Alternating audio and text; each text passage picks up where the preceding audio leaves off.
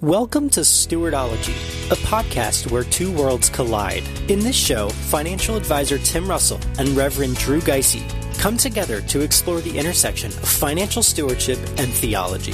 Their unique perspectives help Christians and churches understand and apply a biblical framework for everyday financial decisions, so Christians everywhere can improve and strengthen their walk with Christ through biblical stewardship. Before we get started, we just wanted you to know that the topics discussed in this podcast are for general information only and are not intended to provide specific investment advice or recommendations. Investing and investment strategies involve risk, including the potential loss of principal.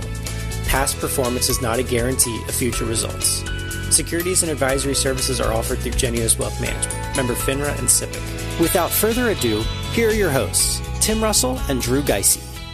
I'm Tim Russell. And I'm Pastor Drew Gysi. And we welcome you to episode number 4 of the Stewardology Podcast. The last time on our podcast, Tim and I had the joy of sharing with you, our listeners, the first of 5 principles of money management, and that was to give. Yeah. And we laid a very convincing case, I think, from the Word of God, that is our first priority, and it is also a privilege. I love that part. Yeah. And let me just briefly, very quickly share that giving is an act of love and gratitude back to God, that it should be our first thing that we ought to do when we're paid, that giving should be to the local church. And Tim, you and I spoke specifically that it needs to be focused on the general fund of the church. That's right. And it should be regular. It should be consistent. And some people are saying, well, where do I begin? How much do I give? And we laid out a very good case in our last episode that 10% is a good rule of thumb to get things going. Mm-hmm. Today, we're going to begin to lay out what we believe the Bible tells us about the second sequential principle of money management, and that is that great word called save.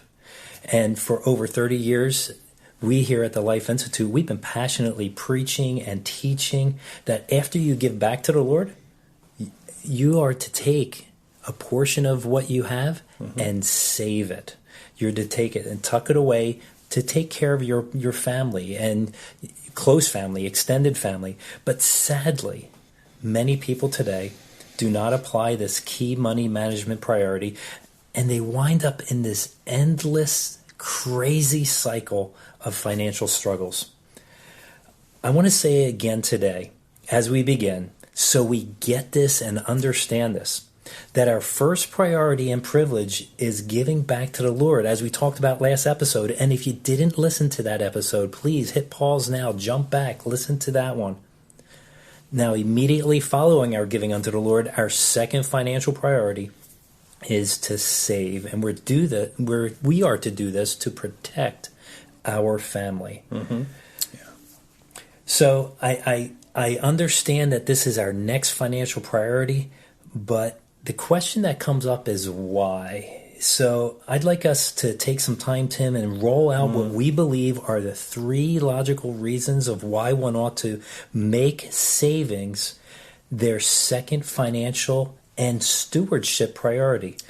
So, Drew, that's a really good place to begin. I think beginning with the Bible has always got to be our first stop. Amen. And before I think we get to why I personally am convicted that the Bible teaches that savings is our second financial priority, we have to look at where the priority savings comes from within the broader biblical mandate. We believe that God is our first priority. And we also believe that because the Bible teaches that family is our second highest priority, we need to set money aside and save. So let's dive into that. Sure. Why do we believe that family is our second priority? I think that there are at least, and there are many other passages and things that we can talk to, principles, but 3 that I want to bring out today. First of all, we were created with family in mind. The first created institution after God created the world in 7 days. He made man. Man had a job to do, and he named all the animals, and God said, "It is not good that man should be alone." And he caused a great sleep to fall on Adam. He took a rib from him and formed Eve. Mm-hmm. And we read in Genesis 2:24, "Therefore a man shall leave his father and his mother and hold fast to his wife, and they shall become one flesh." We see that family was the very first created institution. It was blessed by God, and it is through family, this is actually now our second point, that God is going to bring forth his plan for mankind. The redemption of mankind comes through family. After we see the fall, God comes to Satan and has a very strict word for Satan. In fact, this is actually the very first allusion to the gospel. The theologians call it the proto-evangelion, the very first reference or allusion to what was to come. And he says to Satan, "He, the seed of the woman, shall bruise your head, and you, or actually crush your head, and you shall bruise his heel." Yep. And in this way, it's so important for us to recognize that the family was actually one of the ways that God had preordained to bring out his plan for mankind on this world. And then the third piece that I think really helps us to understand the central role that God has for families is found in Deuteronomy 3:7-9, where we are commanded to teach our children the ways of God. I'm going to quote this passage for you. "You shall teach your children diligently when you walk with them, and when you sit in your house, when you walk by the way, and when you lie down, and when you rise up. You shall bind them as signs on your head, on your hand, and they shall be as frontlets between your eyes. And you shall write them on your doorposts and on your gates." And this whole passage really talks about the importance of parents teaching their children, because it is through families that God has chosen to bring about his plan for mankind. Families are so critically important. So now that we've developed to a certain extent the importance and priorities of family. So God is our first priority, family is our second priority. Giving, because God is our first priority, giving is our first financial priority. And we believe that savings then is our second financial priority. Now, let's talk about some of the biblical foundations for saving. So, Drew, do you want to share with us 1 Timothy 5:8? What a great verse of scripture, and I think it ties in so well at this point. And 1 Timothy 5:8, it says this, "But if anyone does not provide for his relatives, and especially for the members of his household, he has denied the faith and is worse than an unbeliever." Ouch! Yeah. I put that word in ouch every time I read that, because that's a hardcore statement that we see there in the scriptures. This is not one of those heartwarming verses that everyone likes to go to and put up on your wall. And sadly, as a pastor, I have shared this verse with a few men. Yeah. And it wasn't in joy that I shared this. So let me take a moment and just kind of unpack what we see here in this verse. Yeah, so what it says the word provide. It isn't providing like a paycheck. If I come home and I put a paycheck on the counter and I say, here, Christine, she's my wife, you go ahead and make it work now. Is that providing? To a very small degree. That's a starting point. There, and when provide, it's not just earning the money that would bring about that full provision. It's so much more than that Paul is talking about. He's talking about, and it's interesting, if you look at this word provide, it has a continual aspect to it. It's not a once and done. Here, I provided, it's going to be done. It's ongoing, and it actually has a future element to it. That's not right. just a near future, but a further future element. So I think what this passage is really trying to point out is that the family, there is a stewardship responsibility to provide for not just the current, that's a bare minimum, the current needs of the family, but with an eye to the future, a perpetual idea of providing for one's family. Now, we recognize that Man plans his way, but God directs his steps. Absolutely. And that though we can have the best plans, it's ultimately in the hand of the Lord for it all to work out. So we recognize that difference, but yet we're still called to provide, and we're still called to plan. And I think that's really so important. The word provide implies planning.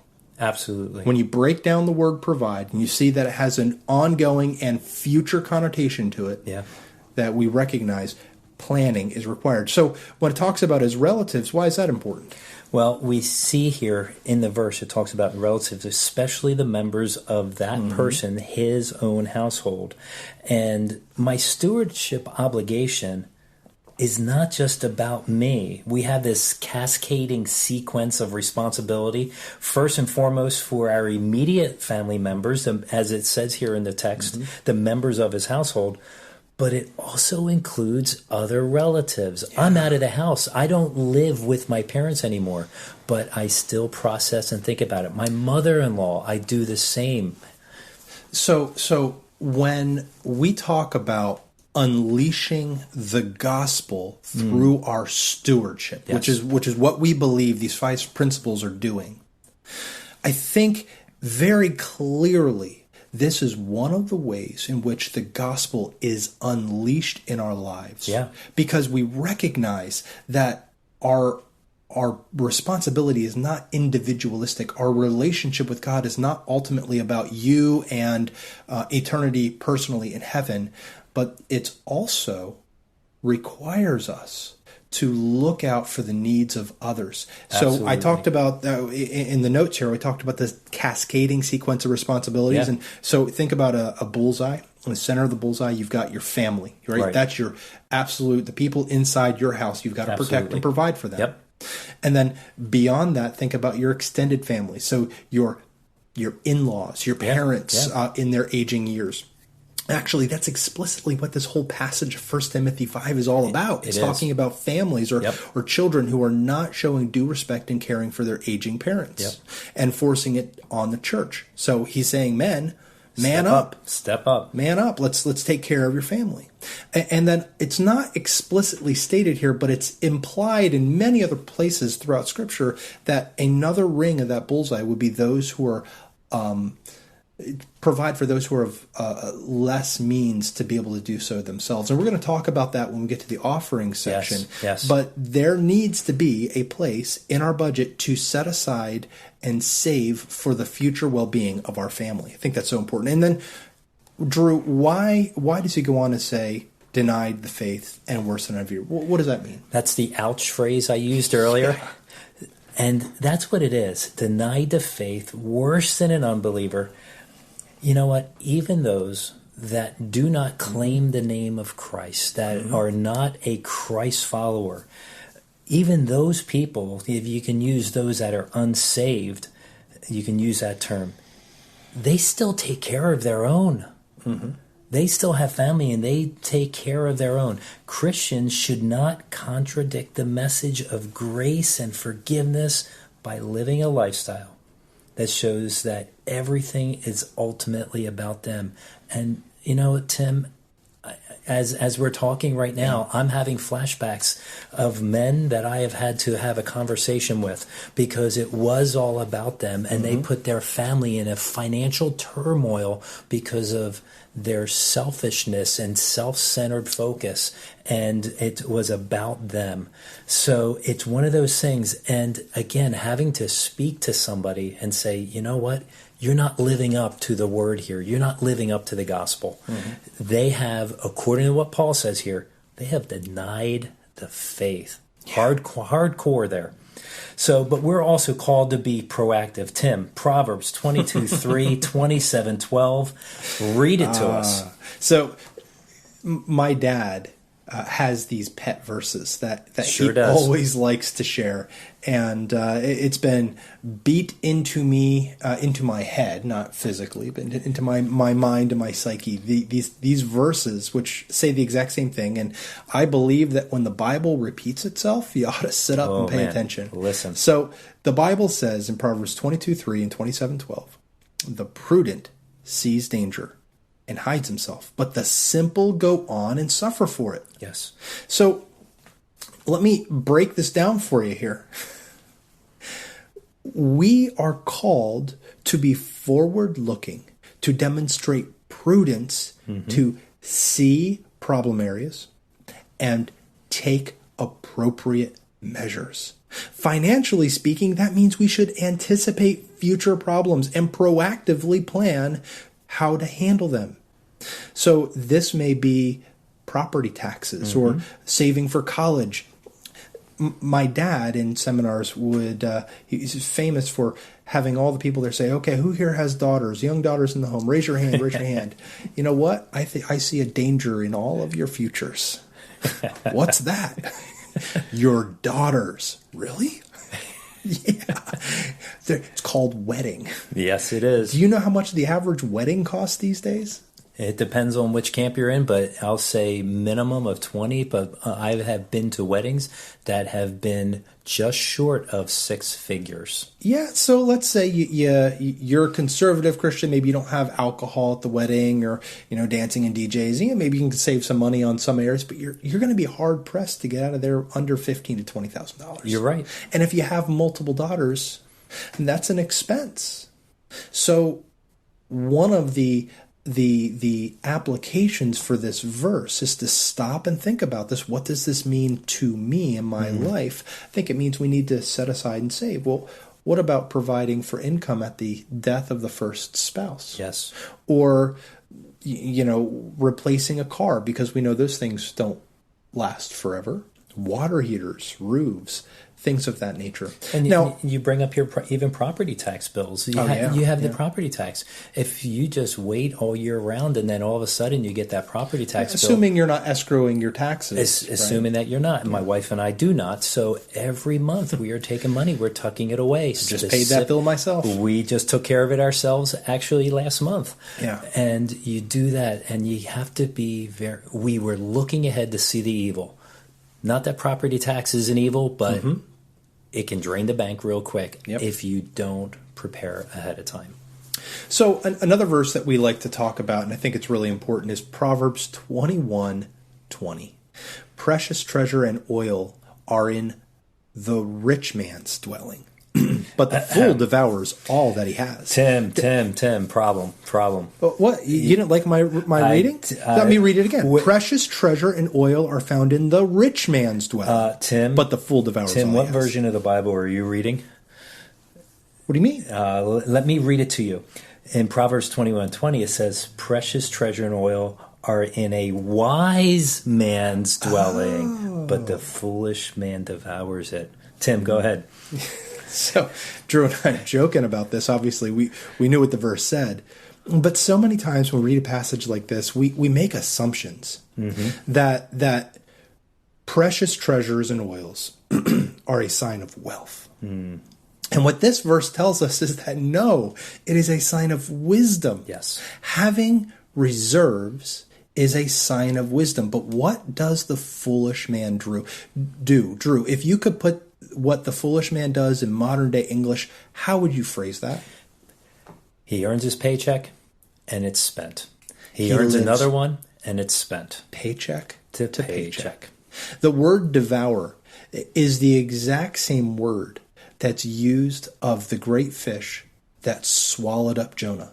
Just imagine you coming home with your paycheck and a big old fish jumping out of the river as you cross over to whatever, just gobbles up your paycheck. It's all gone, right? That's what we do as fools if we live at or beyond our means. We're living paycheck to paycheck. So having reserves is a sign of wisdom, not a sign of wealth. Absolutely. So this is interesting. So we've now addressed what I believe are 3 important biblical principles that talk about the importance of providing for your family, having reserves. And there are so many more that we could have quoted. But 1 Timothy 5:8, if anyone doesn't provide for his own, especially those of his own house, he's denied the faith and is worse than an unbeliever. Proverbs 22:3 and 27:12, prudent man sees danger and prepares himself. The simple go on and suffer punishment. And Proverbs 21:20, precious treasure and oil are in the wise man's dwelling, but the fool devours all he has. All right. So let's talk about reasons to save. We have 3 reasons, Drew. What are those reasons? Well, first, we should all be prepared for the unexpected. That's right. Yeah. That will happen. And since we live in a world that's impacted by the fall of mankind into sin, scientists have a phrase for that exact same phenomena, right? Mm-hmm. We live in a world that's controlled by the second law of thermodynamics. Mm-hmm. You know what that law says, Drew? The second law of thermodynamics, I'm forgetting it off the top of my head now. So I'm oversimplifying it, but really what it's boiling down to is all things tend towards randomness and decay. That's all right. Things tend towards randomness and decay. That's right. So we live in a world controlled by, from a secular point of view, the second law of thermodynamics, all things tending to randomness and decay. But theologians have a phrase for the exact same phenomena. Drew, what's that? You can use the word the fall and sin. The curse. The curse. Yeah. So because of that reality, what does that mean for the wise steward? So with that in mind, we're now all impacted by this. Things will not last forever. So today, more than any other time in history, things are made with a limited lifespan. They are built-in obsolescence. Yeah, they're built to be replaced and not repaired. Now, I'm a motorhead. I love repairs. Mm-hmm. I'm not a big fan of always having to replace things. For example, being a motorhead, I'll bring this up. A car battery, they don't last forever. And I have learned here, we're in Pennsylvania, our batteries will last whatever the warranty says. But I do a lot of travel out to Arizona, and I talk to people out there, and they may get a year or 2 out of a battery. Their 6-year warranty is not good there. Yeah. So you have looking batteries, ahead for seeing a danger. Looking ahead and for seeing a danger, and you've got to replace it every couple of years. So you have lawnmowers. They need to be repaired to a point, but then you got to replace it. You have, I like this one. This one I put together, Teflon pots and pans. Have you ever had one that lasted 10 or 15 or 20 years, and you use it almost daily? Is the Teflon coating still working? They say it's great and wonderful, but you need to replace those things after a while. And it's a replacement and not a repair. And the list can go on and on and on. So we save because we're going to be a good steward. We're going to be that prudent steward who looks ahead and foresees a danger. Absolutely. They prepare for the unexpected. And the reality is, even though it may be unexpected, I didn't expect my battery to go this year. Right. You knew it was going to go at some point. Exactly. So I have to be careful here. You may be listening to this and saying, "Oh my word, I could put all of my paycheck towards savings and it still wouldn't be enough." Mm. So I have to just offer you a word of encouragement and advice here. We're talking about the opportunities that we have available to us. Well said. And if you don't have enough money to get through the month, then we can talk about where savings falls in that reality. Sure. But don't let the truths that we're talking about here sidetrack you from the importance of just being prepared. And I'll even just say tucking a little bit away every month to care for these things. It will add up because you're not replacing a battery every month or tires every month. But when it does happen, you have that money tucked away, ready to go for that day. So another reason why we believe it's important that we save and prepare for the future is having savings will help build a stronger marriage. Absolutely. Many studies show that the number one problems that many couples face are a direct result of financial mismanagement and consumer debt. Now, obviously, I don't want to oversimplify the problems that married couples have, but in so many cases, and this is borne out by many pastors that we've talked to and obviously many studies, money stress is a major factor that people have to deal with. Absolutely. So there's an interesting study from TD Ameritrade from 2019 that said 41% of divorced Gen Xers and 29% of baby boomers ended their marriages due to disagreements about money. That's mind-boggling. There's more. If you are arguing about money early in your relationship, watch out. That may be the number one predictor of whether you will end up in divorce, as some other studies show. They did a study of 4,500 couples published in the Journal of Family Relationships. There are other money arguments that are going to have issues you may want to think through and talk through, like different financial priorities. We've got saver priorities versus spender priorities, or different lifestyle desires and priorities. I like it warm and she likes it cold, or vice versa. And then what does that mean on the electric bill? Hiding spending and debt. Oh man, if there's one thing that's devastating to a marriage, it's when you hide financial choices from your spouse. Open and honest communication, even if it's a difficult conversation, is so much better than hiding it and having that difficult conversation on top of deceit. Yeah, joint accounts. It gets everything out in the open. Yeah. And there's also power plays financially. One working spouse staying at home, there becomes a power play. Well, I'm earning all the money. It's my money anyway. Yeah, well, I get to do with it. But the thing is, we forgot the 1 Timothy passage we looked at earlier. And then kids, what to spend it on, what not to spend, how many sports, how many instruments, how much to spend at Christmas? How much to spend at Christmas? Yeah. I mean, my wife and I were pretty staunch on that as we went through those years, those lean years. And also extended family. Yeah. Who needs help? How much do we help them with? So these are some of these money arguments that happen in marriage. And you may not be able to prepare for them all, but you can at least have that proper communication to actually alleviate some of them. These will come up. This is a good date night conversation.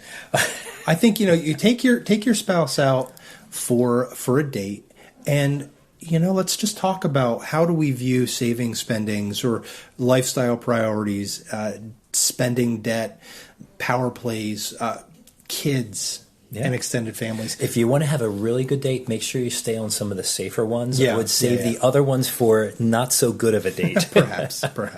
So third, savings will help us stay out of debt.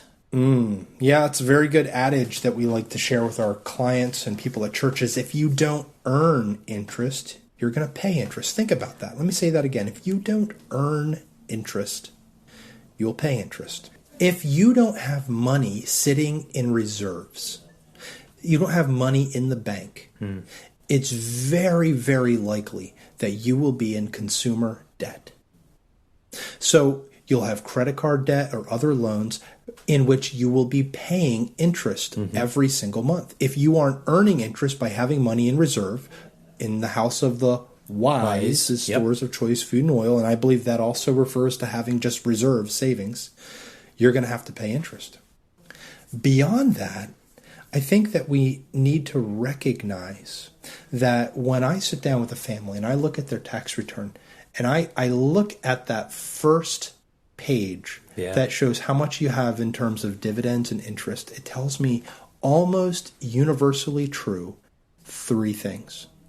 The first thing it tells me, if there's a big goose egg there, is that they have no reserves. Right. They probably don't have much in the way of an emergency fund. The second thing it tells me is that they are probably struggling with consumer debt, and that money is a source of tension in their marriage. And then thirdly, actually I kind of combined these last two, they have debt, and then thirdly is they have money as a source of contention in their marriage. Yeah.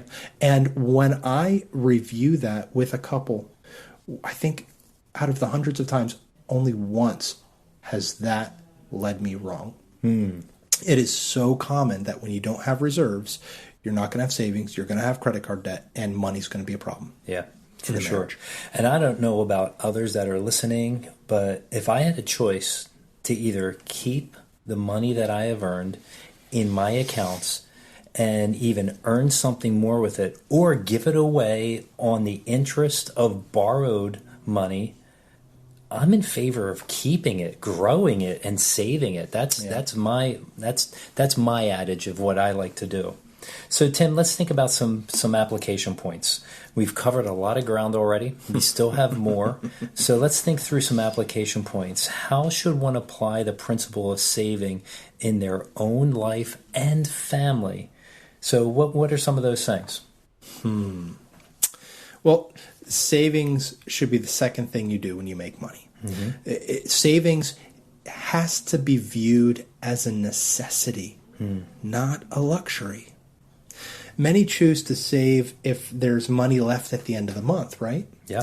And so I'll give some because I understand I need to give, and then I'm going to pay my bills, and then life happens and things come up, and if there's money left, then I'm going to save it. But the reality is there's more month left at the end of the money. Say that again, Tim. There's more month left at the end of the money. Wow.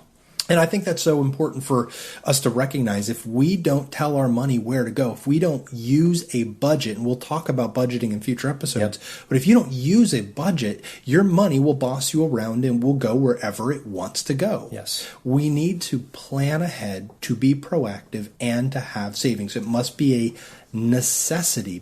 Have it viewed as a necessity and not a luxury. So one should save for, and I'm going to jump right in here. We're going to save for, first of all, let's talk about short term to protect our family. Yeah.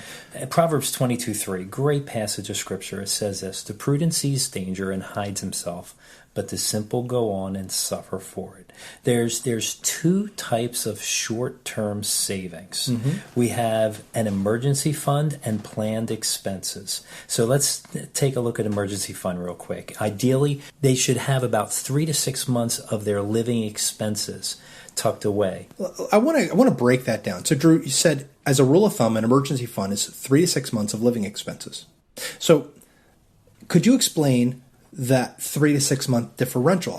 When I do that for my clients, I tell them that you need to save in rough proportion to the risk that your income has. So if you are in a stable salaried job, in a stable industry, in a stable environment, you could get away with 3 months emergency fund. Right. But if you are commission driven, if you are in an industry that's going through significant turmoil, so like today during the COVID issues, it'd be the hospitality industry. Absolutely. Or some others. There are obviously many others. You may need to have a higher, maybe a 6 month emergency fund. So it's based on your risk. And then the next piece is it's 3 months of living expenses. Yeah. Notice, Drew, you did not say income. No. Why? Well, it's what you need to survive. It's not bringing the luxuries and all the other things. It's paying your bills. It's taking care of if you have your taxes you need to take care of. It's gas in the car. It's your insurance. It's food on the table. Keeping it simple here. You're absolutely right, Drew. The 3 months of living expenses is because we live below our means. Absolutely. That is the number one rule for wealth. I don't know about the number one. It's one of the big rules for wealth growth and wealth management is you must live below your means. So you don't save your income, 3 months of income. You should be focused on what does it take me to survive 1, 2, 3 months. Save that amount up. All right. So we have an emergency fund. There's two types, though. The planned expense, I like to call it an annual expense fund. Drew, could you explain that to us? It's setting aside funds for all those anticipated expenses over the next 12 months, such as we talked about earlier, taxes, Christmas presents, vacations, insurance. And basically you take and you add up all these annual things that take place and you divide by 12 and you tuck that amount of money away each month to cover that expense when that expense comes.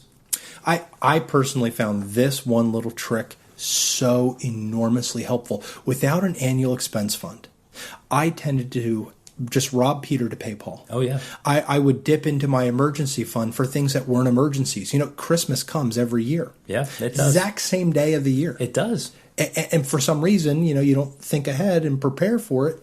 You got to dip in and cover some of those expenses via the emergency fund, which is not what it's for. No. The emergency fund is set aside for unexpected bills the planned expense, the annual expenses for the things that you already know you're going to be spending. My wife and I did that for Christmas. We did it for birthdays. We did it for anniversaries. We anticipated weddings and other things that we would go to. Mm-hmm. We would take and we would tuck away. We would total all that up, divide by 12, and that's what we would tuck away every month to be able to cover those expenses when they came. So I want to go back to emergency fund really quickly to cover one thing we didn't mention. We said ideally 3 to 6 months of living expenses. And the reality is, for those of you who are still working with debt, we kind of follow the Dave Ramsey baby steps, at least through step 3. You can look at him and, get some of his resources for sure, but you start with $1,000 starter emergency fund, then you work your debt snowball, and then you get to that real emergency fund, 3 to 6 months. So 3 to 6 months is your ideal. If you're working through your debt, your consumer debt in particular, then we focus on the starter emergency fund, work your debt snowball. Again, we'll get into more of that in a debt elimination discussion later on. All right, so where do we save this money? Where should I save it? You can save this in your regular bank, your checking account. And we also encourage people. There is now this new thing that's happened in the last 10, 15 years, and it's called online savings accounts. And Ally Bank, Capital One 360, there's just 2 of them. To see which one has the better interest rate that's going on, open that. You connect it to your local account, and you take the money, you tuck it away. And I like to say it, I've told my kids, when you use that, you put that money in there, it's out of sight, out of mind until absolutely needed. Yeah, that's a really good rule. Focus on something, maybe it's got FDIC insurance. Absolutely. So your money's protected and safe. Some people, in fact, I'll use a money market mutual fund. It's not FDIC insured, but still has a decent interest rate. Sure. So there are plenty of options out there. Now, we've talked about short-term savings. There's a long-term version of this as well. So one of the priorities of short-term savings is that it should be liquid and should have low to no risk at all. Now, for money that's longer term in duration, so for instance, it's an expense that's maybe 10 years in the future, you should be willing to take a little bit more risk on that money in order to see it grow. Now, we're not talking about gambling or going to Vegas. Nope. We're talking about prudent choices to see your money grow. And, this is where we get into investing. And investing, I believe, is taking prudent risk to anticipate growth. We talk about stock market or real estate, things of that nature. And we'll break that down in more detail. But one passage that I often like to go to when I think about is it right or appropriate for a Christian to take risk? And I have to be very careful here because I'm going to use a principle from a parable that Jesus taught that wasn't primarily focused on teaching investment lessons, but I do believe the principle applies. And it's the parable of the talents. And you have the three stewards were given their various amounts of talents, and we have 2 of them going out into the marketplace and prudently seeing a return on investment for their master. And the one buried it in the backyard. And when the master comes back, he says to the one who buried it in the backyard, the very least you could have done is put it in the bank and gotten interest. And if he says that's the very least, that implies that there were better options than even putting it in the bank. That putting it in the bank is not always the best option. Absolutely. So again, Jesus isn't trying to give us investment advice. I'm not trying to make the passage say more than it's not. But the principle of prudent risk-taking, I believe, is clearly taught in the Bible. So this is why we believe long-term investing is an appropriate and important thing for a wise steward to do. So what is investing? It's taking prudent risk, anticipating growth. So the key to long-term investing, and I'm going to say this twice, the key to long-term investing is intentional discipline over time. The key to investing is intentional discipline over time. When I say intentional, I mean We need to set money aside every single month. Make it automatic. Yes. Make it systematic. Build it into your budget. That's intentionality. If we just go through life trying to save when I have a little bit of money available, it's going to be gone. When Remember, you get a raise, there's more months left than there's money. That's right. If you get a raise, why don't you give part of that raise to your savings, to your long-term savings goals? You're already not living on that money, right. Or if you're a wise steward. So you should use those funds perhaps to fund those long-term savings goals. When we say disciplined, continue to save and or invest regardless of market conditions. Yeah. Now, we're sitting here, it's September, mid-September 2020. And earlier this year, we went through one of the most horrific market downturns in February and March that we've seen in decades. Yes. And I had clients call me, and these guys are very wise and prudent, but they had a question, and such a natural question for people to have. The market's crashing. Should I stop putting my money in the market? Should I stop my systematic investing? And the answer for them is absolutely not. Yes. This is the time where, if you're able to, you should be adding more to your systematic investments. Again, not everyone was able to do that. I understand the economic impacts of the government shutdown of all the business and economy in America. But if you're doing it on an automatic, regular basis, think of it at your buying on sale. Absolutely. And we'll get into more of those principles again in a later discussion. But that's what being disciplined is. You're staying with the plan regardless of the market ups or downs. Yes. If you lose your income, you lose your job, then obviously we revisit the story. But if everything is all the same for you, keep it going. And over time, investing over time, stick with your plan for the long term. We don't make knee-jerk reactions to our long-term plans based on short-term realities. So the key to investing is intentional discipline over time. So if someone wants to start investing, Tim, you have great wisdom and knowledge of the investing world. How much can I start with? I mean, do I need like $10,000? No, of course you don't. You can start for as little as $50 a month in some places. Wow. It depends on where you're going and how you're investing. But yes, you can definitely start very simply through as little as $50 a month. Okay, so we'll say as little as $50 a month. So help me. Maybe I am one of those people, which I'm not, but let's say I am one of those people that lives paycheck to paycheck, and I'm listening in, I'm hearing this. Tim, how do I get to that point where I can save up some of this money to actually start this? I mean, I've got my emergency fund, I've got some pieces together. Now I want to start this saving part and investing part. How do I go about doing that? Well, this all falls within the idea of biblical sequential priorities. Yeah. So if we want to make savings a priority, we have to look at other forms of spending that are not as important as savings. So let me give you a couple examples. How about your daily cup of coffee at Starbucks? Ouch, time out. You're hurting. Well, I didn't say Wawa, I said Starbucks. Well, thank you. That is reduced. Okay. But your daily expenses, maybe cup of coffee or maybe a newspaper, your donut in the morning, eating out at lunch. Maybe it's cable TV.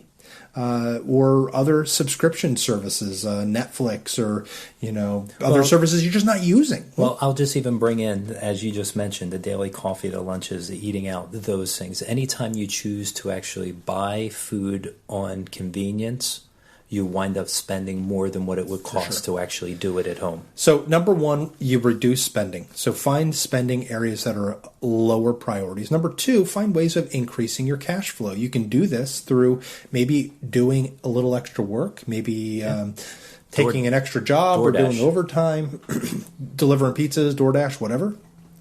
Or perhaps it would be something like going and avoiding a tax refund every year. You know, a tax refund is a sign of poor stewardship. If you get a large tax refund every year, you're giving the government a zero interest loan. And they don't even say thank you. Not a bit. Now, some people say that that's just their way of having forced savings. I understand that. Yes. I think the wise steward needs to be more thoughtful. Take that money. So increase cash flow. Reduce spending, increase cash flow. So, Tim, take me just a little deeper on this topic of investments and what qualifies as an investment. What do you have there? Drew, that's a really good question. There are two things that we have to keep separate: the vehicle and the bumper sticker. The vehicle is the stock, bond, or mutual fund that you use to invest. That's the thing. That's the engine that drives your investment forward. The bumper sticker is things like the label, the IRA, the Roth IRA, the 401k, the 403b. Those are all bumper stickers. Sure. So you use stock, bonds, and mutual funds inside or with the bumper sticker of IRA, Roth IRA, 401ks. So those are different things. Those are different ways in which to get tax-favored retirement savings. And I'm sure that in a later episode, we're going to dive a little deeper into that, because that's really your wheelhouse, Tim, and very good at educating people with that. So if someone listening is interested in investing, what would you recommend as a starting point, a jumping off point for them? Well, we have as a rule of thumb, you want to save 10% of your income for retirement. I think that's a good place for you to start. If you're maybe later in life and have some ground to make up, you want to make that a bigger number. But in general, 10% of your income is a good place to start. So think about this. If you have a 401k and your employer matches, so you put in our company, Life Financial Group, we have a 401k. If you put in 5%, we'll match you 4%. Right. So just by putting 5%, you're at 9% of your income going into savings right there. And that's including the 4% from your employer. If you do 5% there, you can do another 5% perhaps in a Roth IRA and other vehicle. Yep. I personally believe that a Roth IRA is probably one of the best ways to save for retirement for the majority of individuals. Obviously, there are lots of caveats, and I'm not giving anyone very personal or specific advice here, but if you're not in a high income bracket, so making over $180,000, $190,000 a year, and you have the ability, you should consider making those Roth contributions. Wonderful, wonderful. And we want to make sure we do not neglect tucking some money away outside of your employer retirement program. So I think that's part of the package too. You just talked about an employer retirement program, but it would also be good, if I understand right, to actually take some savings. I think you even said, 5% goes towards the employer retirement program, and you take another 5% and you tuck it away outside of that. Am I right in saying that, Tim? Yeah, as I was referring to, that's the Roth IRA, the traditional IRA. You can save those outside of or in addition to your work-sponsored retirement plan. Tim, we have covered a lot of ground here, a lot of good information to digest, and for sure I think we've even just touched the surface on some of these things, which we will be touching base with and digging deeper in later episodes. We need to kind of wrap things up for this episode, so let me just share a few final closing thoughts and takeaways, and that is, if anybody walks away from this session, we want them to understand that savings must be a conviction, not a convenience. That's a powerful piece. It needs to be a conviction. Why do we put it number 2 after savings? It's a conviction. And it cannot be, I'll save if there's extra. Rather, I must save before I pay the first bill. I need to take care of my family in the future. And you make your savings automatic. We talked about that. You take it, you make it automatic, so you don't need to think about it each and every month. So in our next episode, we're going to go a little deeper in the 5 priorities. We're going to talk about the 3rd priority of spending. So please be sure to subscribe so you don't miss any of the episodes, and you can catch our discussion on spending and what God has to teach us here. Until next time, God bless. Thank you for joining us on the Stewardology Podcast, where financial stewardship and theology meet. We'd like to help you take your next steps in biblical financial stewardship. First, subscribe in your podcast provider to get the newest episode delivered to you every week. Next, follow us on social media and visit our website at stewardologypodcast.com. There you can find our social media links and our entire episode archive. Today, I'd like to remind you of Psalm chapter 20, verse 7. Some trust in chariots and some trust in horses, but we trust in the name of the Lord our God. See you next week on the Stewardology Podcast. Securities and advisory services offered through Genios Wealth Management, member FINRA and SIPC.